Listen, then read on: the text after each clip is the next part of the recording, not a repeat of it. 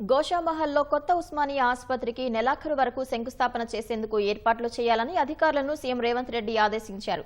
కొత్త ఉస్మానియా ఆసుపత్రి నిర్మాణంపై అధికారులతో సమీక్షించిన ఆయన గోషామహల్లో ప్రతిపాదిత స్థలానికి చెందిన వివరాలను అడిగి తెలుసుకున్నారు. పోలీసు శాఖ పరిధిలో ఉన్న ఆ స్థలాన్ని వీలైనంత త్వరగా వైద్యారోగ్య శాఖకు బదిలీ చేయాలని సీఎం రేవంత్ రెడ్డి అధికారులకు ఆదేశించారు. రెండు శాఖల మధ్య భూ బదలాయింపు ప్రక్రియ, ఇతర పనులను వీలైనంత త్వరగా పూర్తి చేయాలన్నారు. ప్రతిపాదిత స్థలంలో చేపట్టాల్సిన నిర్మాణాలకు చెందిన నమూనా మ్యాప్లను అధికారులు ముఖ్యమంత్రికి వివరించారు. అధికారులు సూచించిన మ్యాప్లలో సీఎం పలు మార్పులు చేర్పులు సూచించారు.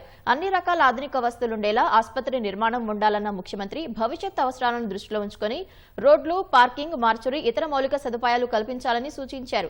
భవిష్యత్తులో రహదారి విస్తరణ, ఫ్లైఓవర్ వంటి నిర్మాణాలు చేపట్టినా ఇబ్బంది తలెత్తకుండా ఉండేలా ముందు చూపుతో డిజైన్లను రూపొందించాలని నిర్దేశించారు. అత్యాధునిక వస్తువులతో పాటు రోగుల సహాయకులు సేద తీరేందుకు గ్రీనరీ, పార్క్ సదుపాయాలుండేలా చూడాలన్నారు. కార్పొరేట్ ఆసుపత్రులకు ధీటుగా అత్యాధునిక వస్తువులతో ఆసుపత్రి నిర్మాణం ఉండేలా ప్రణాళికలు సిద్ధం చేయాలని అధికారులకు ముఖ్యమంత్రి రేవంత్ రెడ్డి సూచించారు.